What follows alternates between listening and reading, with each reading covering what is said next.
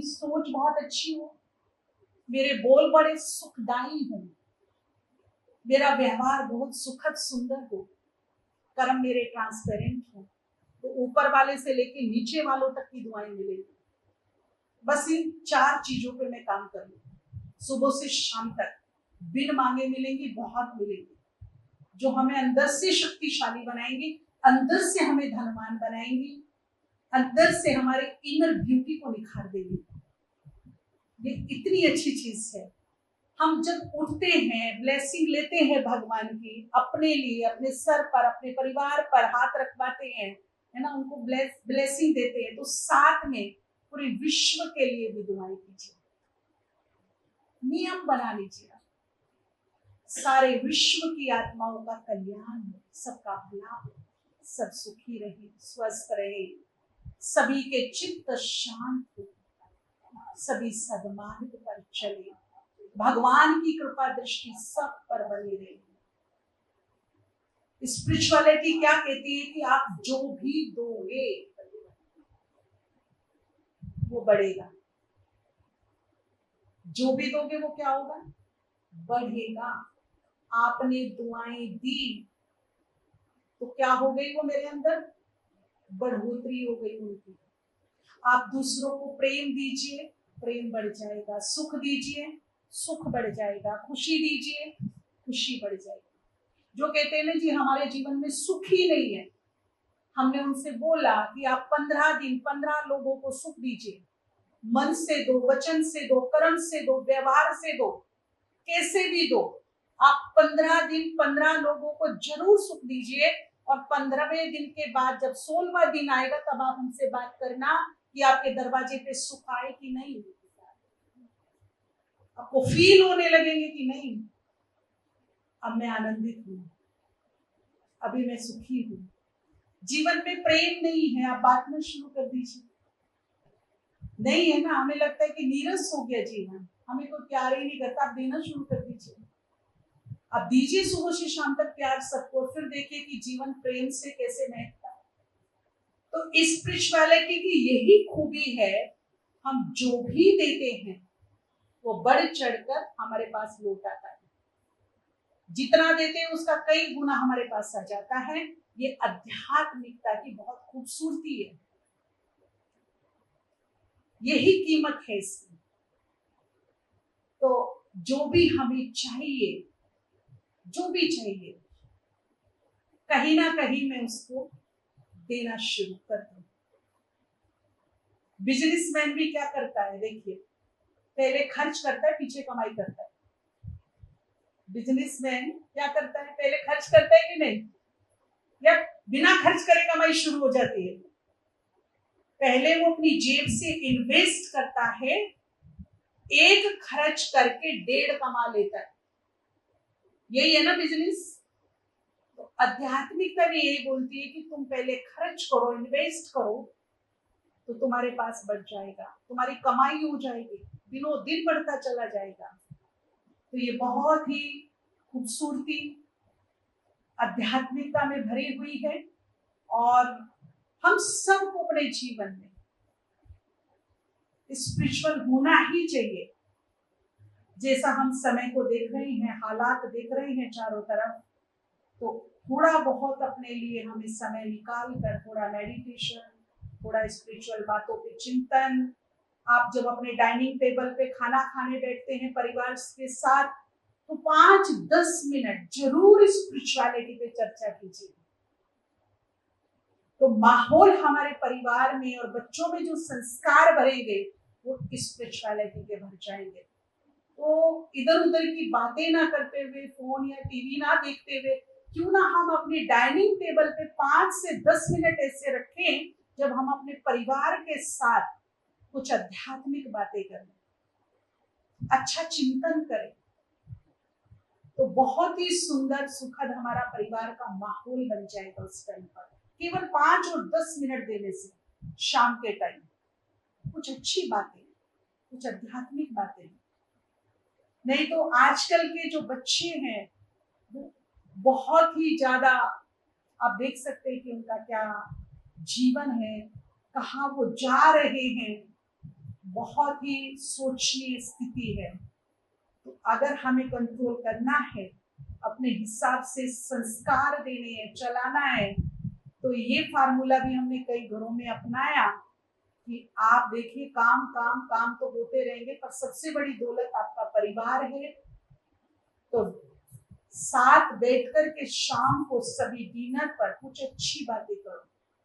इससे हम एक दूसरे के विचारों को, उनकी मनोस्थिति को, उनकी भावनाओं को समझने का प्रयास करते हैं। वरना आजकल की भाग दौड़ की जिंदगी में हम अपने बच्चे तक को नहीं समझ पाते कि उसकी भावनाएं क्या है, वो चाहता क्या है, उसकी इच्छाएं क्या है। इतना हम लोग अलग अलग हो गए हैं। एक ही घर में रहते हैं परंतु मिलने का टाइम नहीं मिलता। उसका टाइम दूसरा है, मेरा टाइम दूसरा है, उसका खाने का दूसरा, मेरा आने का दूसरा। तो हम इतना दूर चले जा रहे हैं और फिर जब बात हाथ से निकल जाती है फिर संभाले नहीं संभलती है। तो इसीलिए इस बात पर भी विशेष अपने परिवारों के लिए। दूसरी बात, हम अपने परिवार के जो सदस्य हैं, अगर हमें उनसे नजदीकियां बढ़ानी है, उनमें प्यार पैदा करना है, सम्मान पैदा करना है एक दूसरे के प्रति, तो आज से ही अप्रिशिएट करना शुरू कर दीजिए सभी को। आपकी फैमिली में जितने भी व्यक्ति हैं, हर एक में एक क्वालिटी, एक टैलेंट, एक विशेषता, कोई एक गुण तो जरूर होगा। फोकस करके देखिए, मिलेगा कोई ना कोई गुण, टैलेंट, विशेषता, एक अच्छाई। ठीक है, अगर कुछ ऐसी वैसी बातें भी है जो आपको पसंद नहीं है, परंतु एक चीज ऐसी होगी जो आपको भाती है, आप ऐसी वैसी को छोड़ दीजिए। 24 घंटे में उस गुण को, उस टैलेंट को, उस अच्छाई को पकड़िए और तहे दिल से उसको अप्रिशिएट कीजिए। ये बात ना तुम्हें बड़ी अच्छी है, ये गुण है ना तुम्हारे अंदर, ये मुझे बड़ा अच्छा लगता है, बहुत बढ़िया है। इससे होगा क्या कि जिसको हम अप्रिशिएट कर रहे हैं, कहीं ना कहीं हम उसकी एफिशिएंसी को बढ़ा रहे हैं, उसकी एफिशिएंसी बढ़ेगी और साथ में क्या होगा, उसका आत्मविश्वास बढ़ेगा, सेल्फ कॉन्फिडेंस उसका इंप्रूव होगा धीरे धीरे रोज। और जो बहुत सूक्ष्म में काम होगा, जो आपको बहुत बाद में दिखाई देगा कि हमारे अंदर बहुत नजदीकियां बढ़ रही है, प्यार बढ़ रहा है, अंदर ही अंदर हम एक दूसरे के प्रति बहुत ऊंची भावना रख रही है, सम्मान की भावना हमारे अंदर पनप रही है। अपनी करके देखिए, जो आजकल के टूटते बिखरते परिवार हैं, कहीं ना कहीं यही कमी है कि जब भी हम, पहले तो मिलने का टाइम नहीं, मिलते हैं तो एक दूसरे के नुक्स देखते हैं, एक दूसरे पे टॉन्ट कसते हैं, कटाक्ष करते हैं, अरे तुम तो हो ही ऐसे, तुम पैदाइशी ऐसे हो, तुम तो आए हो मेरा खून पीने के लिए, है ना।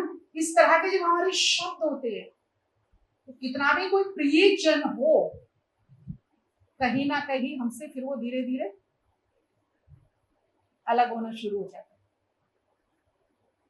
अपने परिवार को संगठित करने के लिए, नजदीकियां बढ़ाने के लिए, एक दूसरे में स्नेह के बीज बोने के लिए, एक दूसरे का सम्मान कायम रखने के लिए एक काम हमें करना है, जो बड़े हैं, स्पेशली घर के जिम्मेवार व्यक्ति हैं, कि हम अप्रिशिएट करें सभी को। और इसका सुंदर रिजल्ट आपको कुछ ही दिन में दिखना शुरू हो जाएगा कि जो फेवर में नहीं चलते थे ना, अभी फेवर में चलने शुरू हो गए, जो बात नहीं मानते थे भी माननी शुरू कर दी। बोलिए, महिमा किसको पसंद नहीं है, प्रशंसा किसको पसंद नहीं है, भगवान को भी पसंद है। आप कहीं देखते, जो भी हम भजन कीर्तन पूजा पाठ ये सब करते हैं, इसमें भगवान के लिए क्या करते हैं, क्या करते हैं बताइए। कहीं ना कहीं उसको अप्रिशिएट कर रहे होते हैं, उसकी महिमा कर रहे होते हैं, उसकी प्रशंसा कर रहे होते हैं। अगर प्रशंसा से भगवान को राजी किया जा सकता है, तो इंसान को नहीं कर सकते, उसे अपने फेवर में नहीं ला सकते हम, ला सकते हैं, वो भी हमारे फेवर में आ जाएगा, बस हमारे को तरीका आना चाहिए लाने के लिए। तो हमारे परिवार में बहुत ही मजबूती बनी रहेगी। और जो आजकल का प्रॉब्लम है नहीं कि सम्मान ही नहीं करते, हमारी सुनते नहीं, बच्चे हमारी सुनते नहीं, हमारी मानते नहीं, और 90% से ही ज्यादा बच्चों की प्रॉब्लम, पेरेंट्स हमारी मानते रहे, हमारे अनुसार करते रहे, सबसे नजदीकी रिश्ता माँ बाप का होता है बच्चों से, और दोनों एक दूसरे से असंतुष्ट। बच्चे पेरेंट्स से परेशान है और पेरेंट्स बच्चों से परेशान है, और दोनों का रिश्ता एक दूसरे के लिए कैसा है आप देख सकते हैं, कितना नजदीकी, कितना प्यार भरा रिश्ता है। तो अगर हम एक ही चीज कर ले, केवल एक ही चीज, अप्रिशिएट करना सीख जाए, बस। किसी धन दौलत में तोला नहीं जा सकता। इसीलिए आज मैं आपसे स्पेशली कहना चाहूंगी, पटना में पहली बार आना हुआ, 2 साल में जो हमें लेसन मिला, क्लियर मिला कि अब समय की डिमांड है, हर कमाई के साथ ये दुआएं भी कमाओ। हमें कुछ पुण्य भी कमाने हैं जो मेरे और मेरे परिवार की सुरक्षा बनेगी, सपोर्ट सहारा बनेंगे, हमें रास्ता दिखाएंगे, हमारी प्रॉब्लम्स को, सिचुएशंस जो हमारी क्रिटिकल है उसमें ये हमारी सहायता करेंगे। तो बहुत जरूरी है कि हम इन पे ध्यान दें। अगर मुझे मेरे परिवार को, खुद को सुखी बनाना है तो ये बहुत जरूरी है। कई कहते हैं, जैसे हम लोग जाते हैं तो स्पिरिचुअल फील्ड से हम लोग हैं, तो बहुत लोग आते हैं हमारे पास, जी दुआ दे दो, सर पे हाथ रख दो। हम तो रखते हैं, सबके रखते हैं, निस्वार्थ भाव से रखते हैं। हर दिन हर पल, सुबह शाम हमारी दुआओं से शुरू होती है और हर शाम दुआओं से खत्म होती है। ये हमारी दिनचर्या में शामिल है। परंतु जितना पावरफुल डोनर होता है, देने वाला, क्या इतना पावरफुल रिसीवर भी है? बात यहाँ आके अटक जाती है। मैं आपको बहुत कुछ देना चाहती हूँ, वजन है 50 किलो, हाथों में जान ही नहीं है, तो थाम नहीं सकते उसको हम। तो दुआ तो ऊपर वाला भी हमको देता है, उसकी भी कृपा दृष्टि अपने बच्चों पे रहती है। कोई बाप अशुभ तो सोच ही नहीं सकता अपने संतान के लिए। रावण के लिए भी नहीं सोचा था उसके माँ बाप ने। इवन जब रावण मरा था तो उसके माँ बाप भी दुखी हुए थे। कोई भी माँ बाप अपने बच्चे के लिए ना अशुभ सोच सकता है ना अशुभ कर सकता है। ऊपर वाला जो परमपिता परमात्मा है, उसकी भी दुआओं की जो हमारे ऊपर मेहरबानियां हैं, उसकी जो कृपा दृष्टि है, उसकी जो रहमत है, वो दिन रात बरस रही है। या जो भी स्पिरिचुअल फील्ड में है, वो भी सबके लिए, पूरे विश्व के लिए शुभ भावना, शुभ कामना, दुआएं रखते हैं। परंतु बात ये कि डोनर जितना पावरफुल, रिसीवर उतना पावरफुल है क्या? अब मेरे मन रूपी पात्र में जहां वो जाना चाहिए, मैं चेक करूं है क्या वहां पे। मैं आपको सुखी रहने की दुआ दे रही हूँ और मन में दुखों इतने हैं और दुख देने की वृत्तियां इतनी हैं कि मेरे मन से, वचन से, कर्म से, व्यवहार से सुबह से लेकर शाम तक पता नहीं कितनों को दुख दे देती हूँ मैं। तो वहां सुख, दो अपोजिट एक साथ एक समय में इकट्ठे तो नहीं रह सकते, उसके लिए स्पेस चाहिए उसको। तो अगर मेरी वृत्तियां दुख वाली हैं, टेंशन वाली हैं, अशांति वाली हैं, या विकार है उसमें गिलोरे मार रहे हैं, तो मेरे मन का शुद्धिकरण सबसे जरूरी है। पहले शुद्धिकरण चाहिए मन का, एक पात्र चाहिए। हमारे यहाँ कहावत है कि शेरनी का दूध भी सोने के बर्तन में ठहरता है। तो जो पॉजिटिव चीजें हैं, जो सकारात्मक चीजें हैं, जो दुनिया की बहुमूल्य दौलत है, जो किसी भी दौलत से आती नहीं जा सकती, वो कैसे पात्र में रहेंगी? जिसमें ईर्ष्या हो, जिसमें गुस्सा हो, जिसमें कामुक विचार पनपते हो, जिसमें ईर्ष्या की बदबू आती हो, जिसमें बदले का भावना भरी पड़ी हो, ऐसे मन कितना दूषित है हमारा, कितना दूषित है। हमने समाधान में एक बहुत अच्छा रिसर्च कराया जल पर। एक साइंटिस्ट की रिसर्च आई थी जिसने जल पर रिसर्च किया। बहुत ही सिंपल था कि उन्होंने 2 गिलास में वाटर रखा, एक ही तरह का गिलास, एक ही तरह का वाटर, और 50 लोगों को बोला कि इस पे जो लिखा है, उस पे कुछ लिखा था, आप उसे पढ़ते हुए निकल जाइए। एक पे लव, एक पे हेट लिखा था, प्यार और नफरत। 50 लोग केवल उसको पढ़े और चले गए। प्रेम नफरत, प्रेम नफरत। फुल नाइट उसको छोड़ दिया गया। नेक्स्ट डे जब उसको चेक किया गया, उसका इंस्ट्रूमेंट से उसका रिसर्च हुआ, तो वंडरफुल चेंजेस थे वाटर में। क्या चेंजेस थे कि जिस पे लव लिखा गया था वो जल जो है एक क्रिस्टल के रूप में दिखाई दे रहा था, जैसे एज ए डायमंड। ऐसी किरणें थी उसमें बड़ी सुंदर। और जिस पे नफरत लिखा हुआ था उसमें इतनी डर्टी किरणें, जैसे कहेंगे धुंधला धुंधला सा, जैसे नाली में काला काला पानी बहता है, ऐसा था। केवल लिखने और पढ़ने तक ये था। अब आप सोचिए मेरे शरीर में कितना जल है। सबसे ज्यादा तत्व मेरी बॉडी में कौन सा है? वाटर 70% के आसपास है वाटर।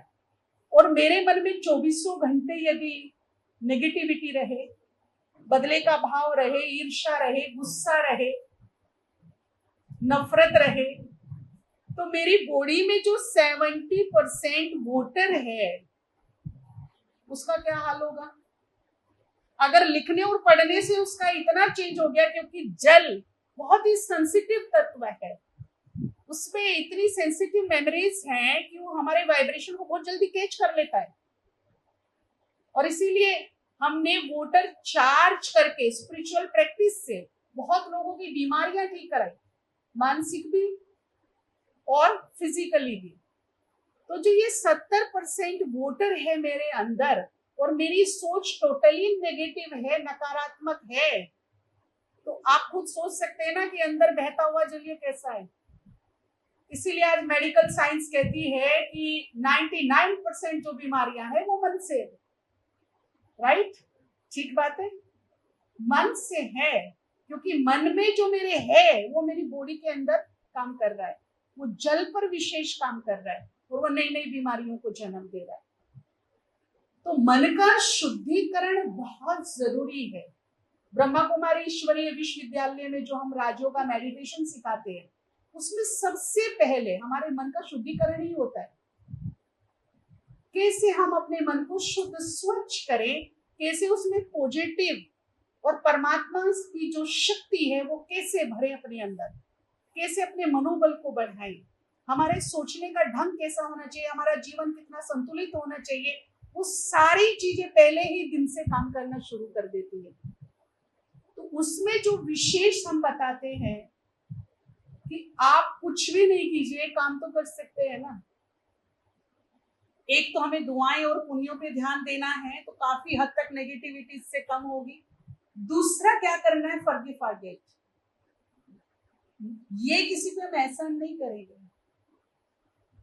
मेरे और मेरे परिवार की खुशहाली के लिए, चित्त की शांति के लिए, हमारी सक्सेस के लिए बहुत जरूरी है आज की डेट में। अगर हमारे मन में किसी के भी प्रति कुछ भी बुरा भरा हुआ है, नाराजगी है, बदले का भाव है, गुस्सा है, नफरत है, किसी से भी, इस जन्म से रिलेटेड हो या फिर पूर्व जन्मों से रिलेटेड हो, तो क्या हम अपने जीवन में 3 मिनट निकालकर अपने आराध्य के सामने बैठकर, जिसको भी आप मानते हैं, 3 मिनट निकालिए, उसके सामने बैठिए और सच्चे हृदय से किसी से माफी मांग लीजिए, किसी को माफ कर दीजिए। उसी दिन देखना आपके चित्त में कितनी असीम शांति होगी, कितना सुकून फील होगा हमें अंदर से। ऐसा लगेगा बहुत बोझ उतर गया यहां से। तो ये भी समय की डिमांड है। अगर मुझे अपने को और अपने परिवार को खुश रखना है, शांति का माहौल देना है, और अपनी जो हमारे गोल है लाइफ के, हमारे जो हम जो सक्सेस प्राप्त करना चाहते हैं, उसमें जो विघ्न, बाधाएं, रोड़ाएं आ रही हैं, कहीं ना कहीं से कोई ना कोई नेगेटिविटी आके कोई ना कोई समस्या खड़ी कर देती है, अगर उसको खत्म करना है तो ये फार्मूला आप अपनी लाइफ में एक बार अपना कर देखिए और 15-20 दिन के बाद आप इसका चमत्कार देखिए, बाहर भी और अपने अंदर भी। मेरे मन के अंदर क्या हो रहा है और बाहर क्या हो रहा है, इतने बड़े बड़े एग्जाम्पल सच्ची एग्जाम्पल हमारे पास है जिन्होंने ये प्रयोग किया 3 मिनट। ऐसे ऐसे केस में आपको बता दूं, मैं आपको बता ही चुकी हूँ कि समाधान टीम से जुड़ी हुई हूँ। एक हस्बैंड वाइफ जिनकी कभी नहीं बनी, उनका डिवोर्स केस चल रहा है। उसमें से एक ने पहल की, चलो मैं फॉरगिव करती हूँ। उसने सच्चे दिल से क्षमा याचना शुरू की, माफ भी किया, माफी भी मांगी, और साथ में देखिए जब हम कुछ कॉम्प्रोमाइज कर रहे होते हैं ना, कोई कार्मिक अकाउंट भी कॉम्प्रोमाइज करना है हमें उसके साथ भी, तो कुछ ले दे के करते हैं। दुनिया में भी ऐसा होता है, कुछ कॉम्प्रोमाइज की बात आती है तो ले दे के खत्म करो, कॉम्प्रोमाइज करो, बात होता है ना ऐसा। तो कुछ ना कुछ अगले वाले के साथ मेरे और उसके कार्मिक जो अकाउंट है वो टकरा रहे हैं। अब हमें उसको शांत करना है, वो तो हो गया क्षमा। कोई कितना भी गुस्से में नाराज हो लिए, मैं अपनी सॉरी फील कर लूं तो काफी हद तक उसकी उग्रता अगर यहाँ है तो सॉरी सुनने के बाद क्या हो जाता है, होता है कि नहीं। अच्छा, अभी कॉम्प्रोमाइज क्या करेंगे, बहुत अच्छा, जिनसे नहीं बनती, जिनसे नाराजगी है, उन्हें क्षमा करने के बाद क्या मैं 10 दुआएं दे सकती हूँ उनको, ये है कॉम्प्रोमाइज। बहुत जल्दी उसके मेरे कार्मिक अकाउंट जो है सुलझ जाएंगे, फेवर में आ जाएंगे, विरोधी जो थे वो दोस्त बन जाएंगे, शत्रु की लिस्ट घटेगी, मित्रों की लिस्ट बढ़ेगी। ये काम करने से उसकी वजह से जो मुझे प्रॉब्लम्स हो रही है वो खत्म हो जाएंगी। और ऐसे ऐसे रिजल्ट हमारे सामने हैं कि ये दोनों शत्रु बन गए थे, हस्बैंड वाइफ शत्रु, एक दूसरे को देखना नहीं चाहते, अगर उनका बस चले तो एक दूसरे को मार डाले। लेकिन 3 महीना जो वाइफ थी, जो लेडी थी, उसने कंटिन्यू अपने हस्बैंड को सॉरी किया, सॉरी करने के साथ साथ सच्चे हृदय से उसकी भूलों को माफ किया और दुआओं का दान दिया। तुम जहां भी हो, जैसे भी हो, सुखी रहो, स्वस्थ रहो, खुश रहो, भगवान तुम्हें सद्बुद्धि दे, सद्मार्ग पर चलने की ताकत दे, तुम्हारा जीवन खुशियों से भर जाए, सच्चे हृदय से दिया। वो कहती है कि जब भी मुझे उसकी बात या चेहरा याद आता था, मैं उसको सिर्फ दुआएं देती थी, कहीं भी उसकी बातें नहीं करना। उसने मेरे साथ ऐसा किया, मैंने खत्म ही कर दिया क्योंकि मुझे रिसर्च करना था इस पर। जब भी उसका नाम आए, जब भी उसकी बात याद आए, हाँ ठीक है, भगवान उसे सुखी रखे, खुश रखे, उसकी भगवान की कृपा दृष्टि उस पर बनी रहे, वो जहां भी है सुखी रहे।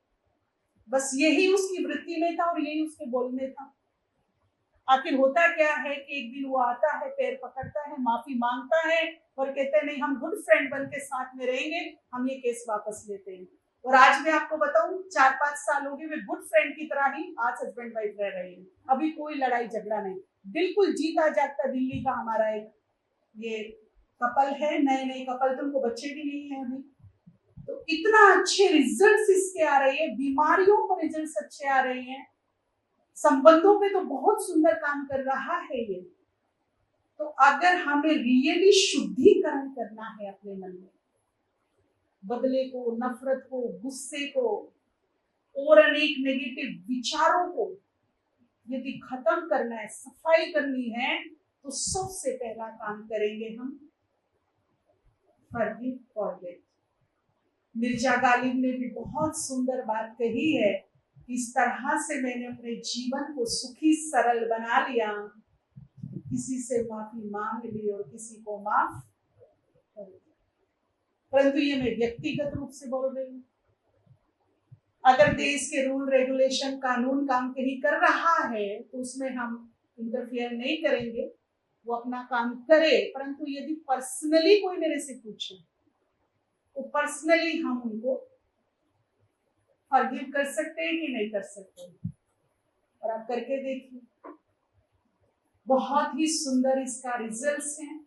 जीवन में बहुत सुख शांति आती है, मनोबल बढ़ता है इससे हमारा।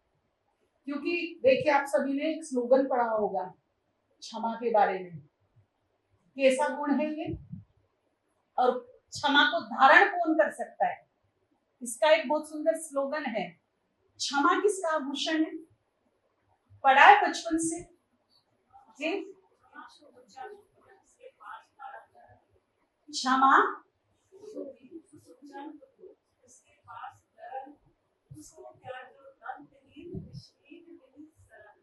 यस, ये भी बहुत अच्छी बात है। और आभूषण किसका होता है?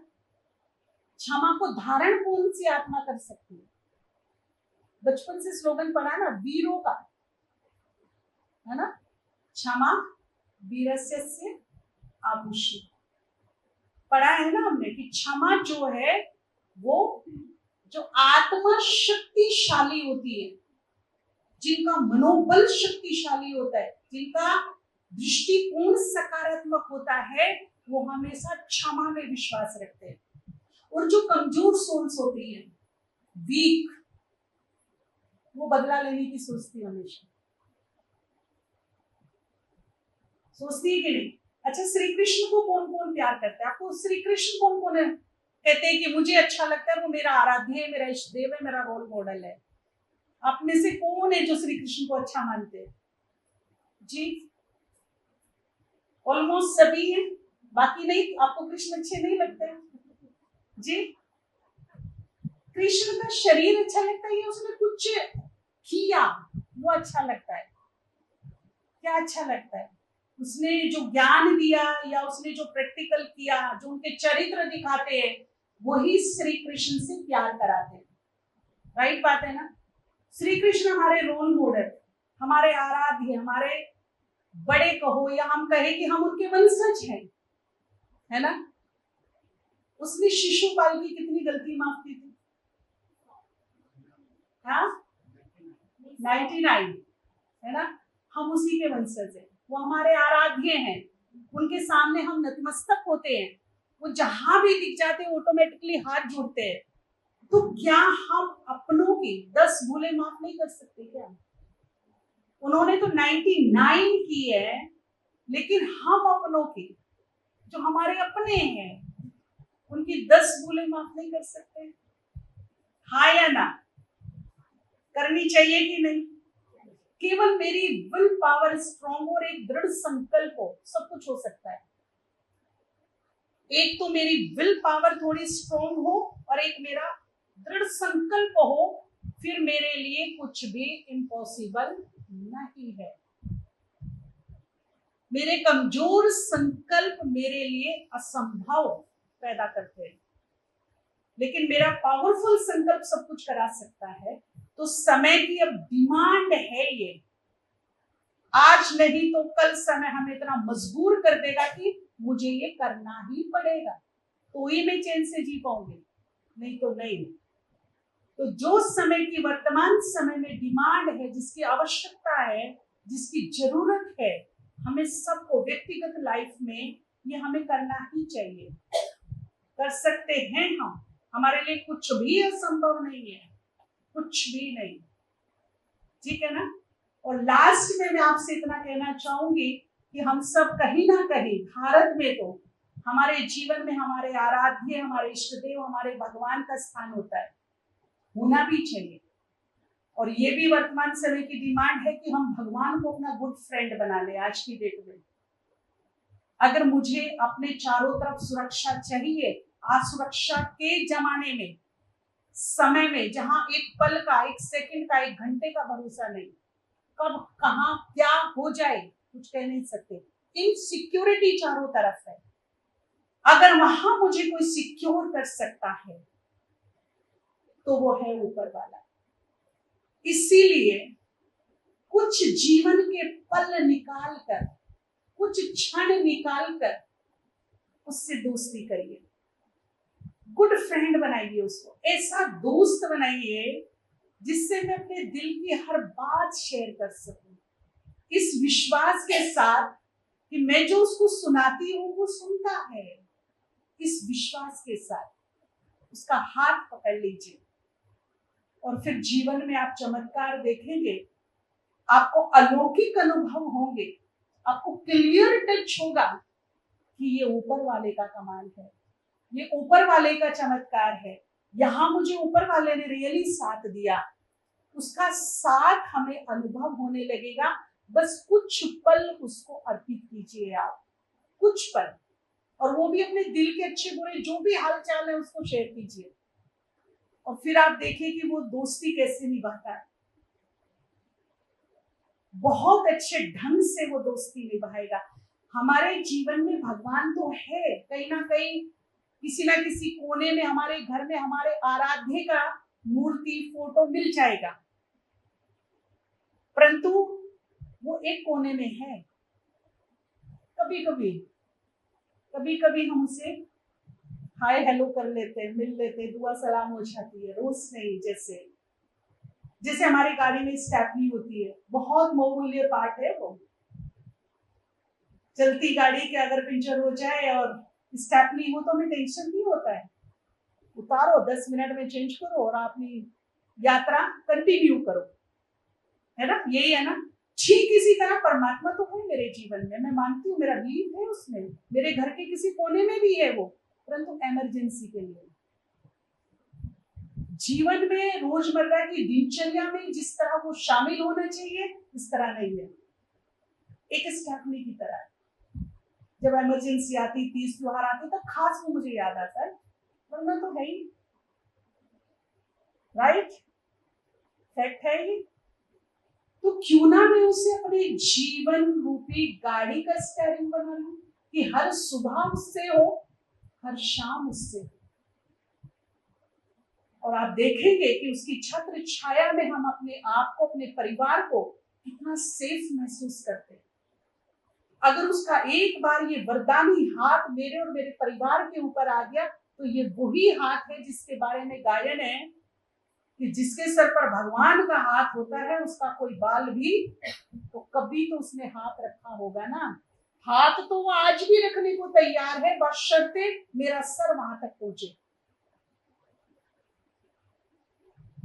अपना सर उसके सामने जब ले जाकर के मैं रखूं तभी तो वो हाथ रखे ना। सही बात है कि नहीं? पर हम भागम भाग की जिंदगी में टाइम नहीं है, टाइम नहीं है। कोरोना ने हमें टाइम ही टाइम दे दिया था, फिर कह रहे थे कुछ काम ही नहीं है, कुछ काम ही नहीं है, पता नहीं कब कहाँ क्या सिचुएशन आ जाए। इसीलिए हम पहले से अपनी तैयारी रखेंगे, समय बहुत अच्छा नहीं है, ठीक है ना? पहले से ही भगवान का हाथ अपने सर पर रखवाइए, जब उठे उसका ब्लेसिंग फील कीजिए, और जब सोए तो उसे अपने दिल का हालचाल बताकर सोए। हमारे डॉक्टर गुप्ता हैं जो हार्ट स्पेशलिस्ट हैं, मेडिटेशन से बड़े सीरियस हार्ट पेशेंट को उन्होंने ठीक किया है, जिनकी 3-3 आर्टरीज ब्लॉक थी, केवल मेडिटेशन और डाइट से बिल्कुल ओपन हो गई, खुल गई। बहुत ही चमत्कार करते हैं वो तो मेडिटेशन के द्वारा। तो हमेशा कहते हैं कि अपना दिल खोलो, अपने दोस्तों के सामने, परिवार के सामने। अगर किसी पे विश्वास नहीं तो उससे बड़ा विश्वास तो हम किसी पे नहीं कर सकते। किसी के सामने दिल नहीं खोल सकते, भगवान के सामने तो खोल सकते ना, लिख के खोल दो, बोल के खोल दो। और यदि आपने अपना दिल नहीं खोला तो फिर डॉक्टरों को खोलना पड़ेगा। इसीलिए जो है ना यहाँ पे सब निकालो बाहर, खोलो, शेयर करो। और मैं समझती हूँ कि भगवान से बड़ा विश्वासी दोस्त कोई मिल ही नहीं सकता आपको। कुछ भी दिल में है आप उसके नाम लेटर लिख दो, आप उससे बैठ के बात करो, फिर देखो कितना हल्का हल्का लाइट लाइट फील होता है, और कितना उसका साथ हमें महसूस होता है। एक नहीं, लाखों लोगों के अनुभव है। अनुभव के बेस पर मैं इतनी अथॉरिटी से आपसे बोल रही हूँ, लाखों लोगों ने उसका साथ और उसका हाथ फील किया। बहुत अच्छा लगा यहाँ की धरती पर कदम रखते ही इतिहास के वो पन्ने खुल खुल के सामने आने लगे, जहाँ से इतने महान आत्माएं, वीर योद्धाएं यहाँ कभी हुआ करते थे। तो बड़ा अच्छा लगा जान करके। पीछे हम ऑक्सफोर्ड में थे, यूके जाना हुआ। वहाँ आप सभी को पता है कि वहाँ की जो यूनिवर्सिटी है वो वर्ल्ड फेमस है, तो उसको घूमने का मौका मिला। वहाँ के कुछ जिम्मेवार व्यक्ति थे, कुछ ट्रस्टी थे जो वो सब बता रहे थे, दिखा रहे थे यूनिवर्सिटी के सेक्शंस वगैरह सब, हॉस्टल ये है। तो उन्होंने एक बात बताई कि यहाँ जितने भी बच्चे आ रहे हैं, स्टूडेंट्स आ रहे हैं, बहुत डिप्रेशन में हैं और छोटी छोटी उम्र में वो इतना ड्रग्स वगैरह लेना शुरू कर दिया है उन्होंने, ड्रिंक वगैरह की। 10th से लेके 12th से लेके छोटे छोटे बच्चे बहुत ज्यादा लिप्त हो चुके हैं और सबसे ज्यादा सुसाइड केस हो रहे हैं। तो फिर ये सब चीजों को देखते हुए उन्होंने रिसर्च किया, एक बहुत अच्छा रिसर्च उन्होंने बताया कि हमने एक रिसर्च किया यहाँ पर, जो आध्यात्मिक है, स्पिरिचुअल लोग हैं जो पूजा पाठ सिमरन आदि करते हैं, मेडिटेशन करते हैं। 50 लोगों का ऐसा एक ग्रुप बनाया गया और 50 लोग किसी को मानते ही नहीं, नास्तिक टाइप है जो, उन लोगों का, और उन पर रिसर्च चालू की गई। तो जो ये मेडिटेशन, पूजा पाठ, मंत्र जाप या स्मरण करने वाले जो भी लोग थे, उनकी दिनचर्या में ये सेट किया गया कि आपको सुबह शाम बिना खंडित किए ये काम करना है, और जो नहीं करते वो तो करते ही नहीं। लेकिन उनका भी एक ग्रुप बनाया गया। 6-8 महीने में जब उन पर रिसर्च आया तो रिसर्च बहुत ही वंडरफुल था। देखा गया कि उनकी फिजिकली, मेंटली, इमोशनली जो स्टैमिना था वो बहुत हाई था। उनकी रोग प्रतिरोधक क्षमता उन 50 लोगों से कहीं अधिक ज्यादा थी। तो उन्होंने ये निष्कर्ष निकाला कि आज के युग में जहाँ नेगेटिविटी, जहाँ टेंशन, डिप्रेशन, नींद ना आना और बहुत सारी फिजिकली, मेंटली जो प्रॉब्लम्स, जो बीमारियां हमारे सामने आ रही हैं, खास तौर पर जो हम मेंटली वीक हो रहे हैं, उसके लिए मेडिटेशन बहुत जरूरी है। स्पिरिचुअलिटी का होना मेरे जीवन में आज की डेट में डिमांड करता है समय कि ये होना ही चाहिए हमारे पास। इससे मुझे ही बेनिफिट है, मुझे ही फायदे हैं। तो ऐसा जब ये रिसर्च वहाँ का हमने देखा तो हमको बड़ा अच्छा लगा और कुछ लोगों से वहाँ मिले भी। बड़े ही अफसोस की बात है कि एक समय था भारत के, अभी भी जो विलेज हैं, गांव हैं, उन्हें पता नहीं कि नींद की गोली भी होती है, नींद का कोई टैबलेट होता है, पिल्स होता है। गांव के लोगों को शायद अभी भी नहीं पता होगा। भारत में जो डिप्रेशन बढ़ा है वो भी यंगस्टर्स में बहुत ज्यादा, दूसरे या तीसरे नंबर पर भारत आ गया। और इसमें एक सर्वे निकल कर यही आ रहा है कि आप पेरेंट्स को थोड़ा जागरूक होना होगा या लोगों को अपने लिए जागरूक होना होगा। जहां हाई एनर्जी मिलती है, अच्छे गुड वाइब्रेशन मिलते हैं, वहां साल में हम कम से कम 2 बार का ऐसा प्रोग्राम बनाए जहां ऐसे क्लाइमेट में जाकर हमें रहने को मिले। तो उससे हमें बहुत पॉजिटिव और हाई एनर्जी, यानी कि जो भी स्पिरिचुअल हमारे स्थान है, धार्मिक स्थान है, वहां पर हमें 1-2 दिन साल में 2 बार जरूर बिताने चाहिए। उससे जो हाई एनर्जी हमें मिलेगी या जो वहाँ के पॉजिटिव वाइब्रेशन मिलेंगे वो काफी हद तक हमें मेंटल सपोर्ट करेंगे। तो ये तो कुछ आजकल के हालातों के हिसाब से मैंने बात कही, और ये सच में हम देखते भी हैं कि जब मन बड़ा अशांत हो जाता है तो लोग अगर 10 मिनट मंदिर गुरुद्वारे में भी बैठ जाते तो बड़ी राहत फील करते हैं। राहत मीन्स वहाँ की जो हाई एनर्जी है, पॉजिटिव एनर्जी है, वो हमें काफी सपोर्ट करती है। परंतु हमें अंदर से भी पॉजिटिव होना है, और उसके लिए हम विशेष जो हमने देखा, क्योंकि मेरा ये सौभाग्य रहा है पिछले 14 सालों से पूरे भारत में घूमने का मौका मिला, भारत से बाहर जाने का मौका मिला। फील्ड में हम रहते हैं, लोगों से मिलते हैं, छोटे बड़े गरीब अमीर सबके संपर्क में आते हैं। और दूसरी बात, समाधान टीम से भी हम जुड़े हुए हैं, तो हमारे पास बहुत मेल, फोन, ये मैसेज रोज बहुत सारी समस्याओं के आते हैं। तो बहुत करीब से हम लोगों को देखते हैं, बहुत करीब से उनकी सिचुएशन को समझते भी हैं, हैंडल भी करते हैं। तो 2 साल में जो ये बीते और उसमें हमने जो देखा कि काम क्या आया इंसान के, क्या कहते क्या काम आया।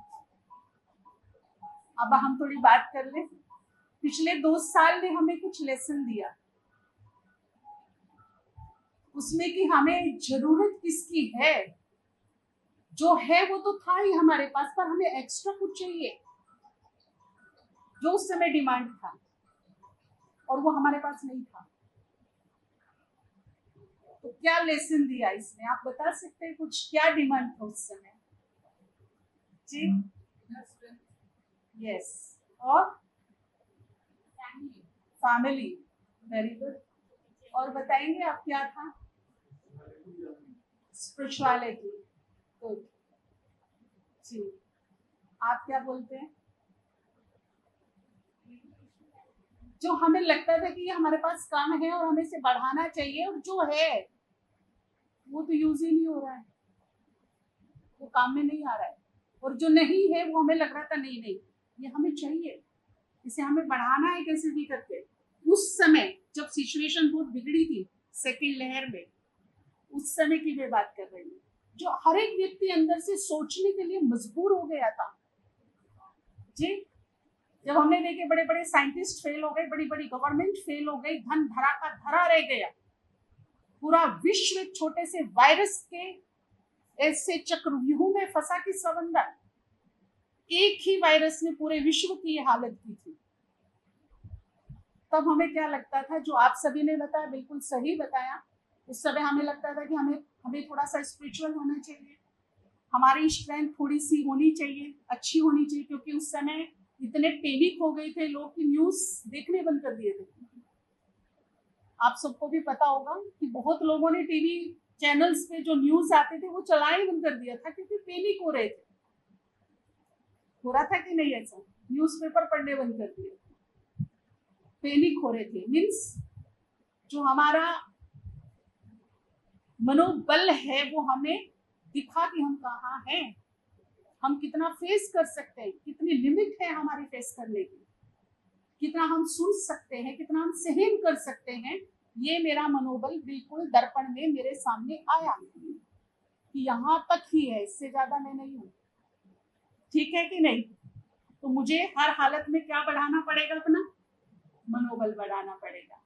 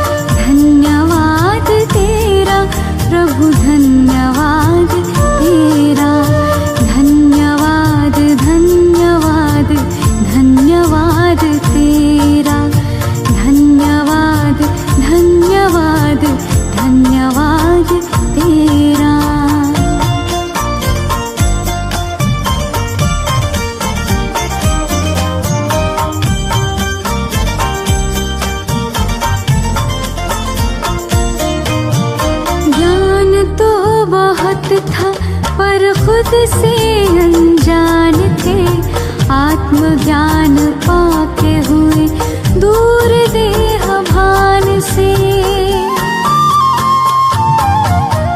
ज्ञान तो बहुत था पर खुद से अनजान थे, आत्मज्ञान पाके हुए दूर देह भान से। सद्गुणों से कर दिया है श्रृंगार मेरा, सद्गुणों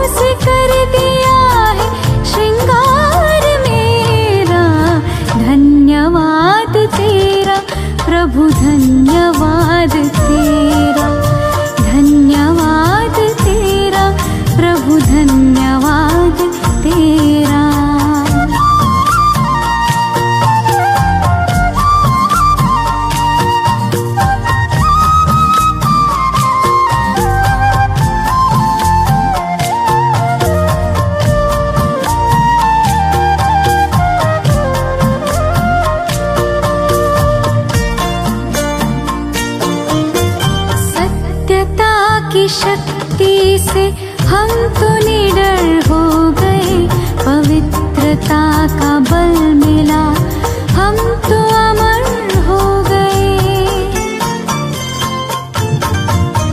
सत्यता की शक्ति से हम तो निडर हो गए, पवित्रता का बल मिला, हम तो अमर हो गए। पग पग पर देते हो प्रभु साथ मेरा, पग पग पर देते हो प्रभु साथ मेरा।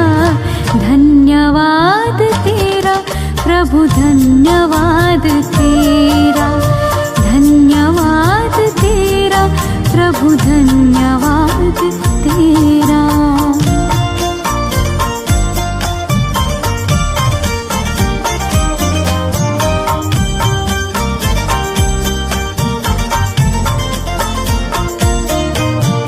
नीत मेरे तुमसे ही पाई प्रभु प्रीत है, तेरी उदारता का अधरों पे गीत है। नीत मेरे तुमसे ही पाई प्रभु प्रीत है, तेरी उदारता का अधरों पे गीत है। सांसों के सरगम से आभार तेरा, सांसों के सरगम से आभार तेरा। धन्यवाद तेरा प्रभु, धन्यवाद तेरा, धन्यवाद तेरा प्रभु, धन्यवाद तेरा।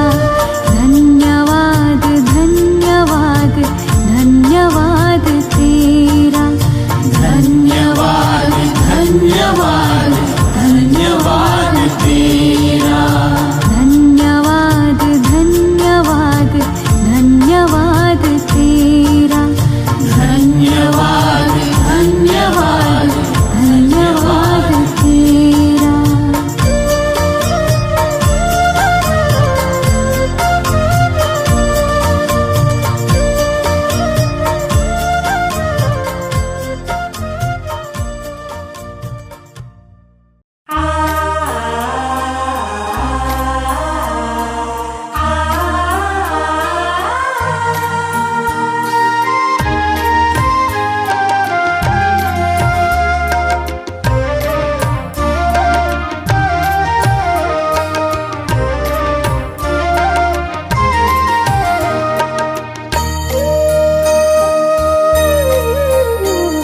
हजारों धन्यवाद हैं ओ मेरे बाबा, दिल करता तुम्हें याद है ओ मेरे बाबा। हजारों धन्यवाद है ओ मेरे बाबा, दिल करता तुम्हें याद है ओ मेरे बाबा।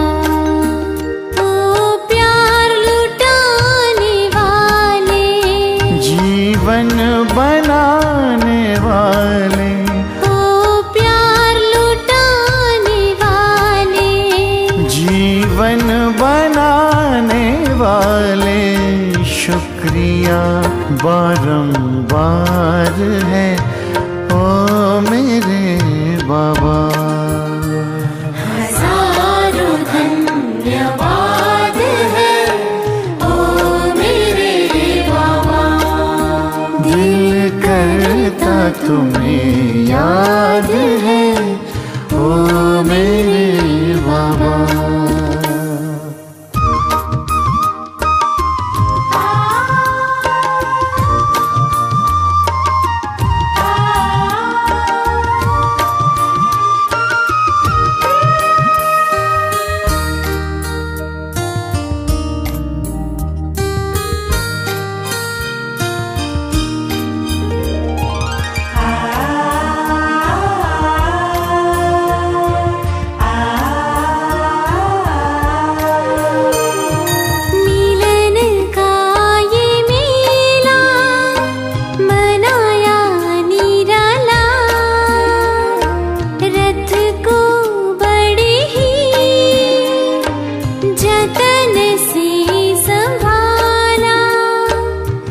मिलन का ये मेला मनाया निराला, रथ को बड़े जतन से संभाला। गुण शक्तियों से है सबको सजाया, उमंगों के पंख दे फरिश्ता बनाया। मन पंछी आजाद है ओ मेरे बाबा। हजारों धन्यवाद है ओ मेरे बाबा। दिल करता तुम्हें याद है ओ मेरे बाबा।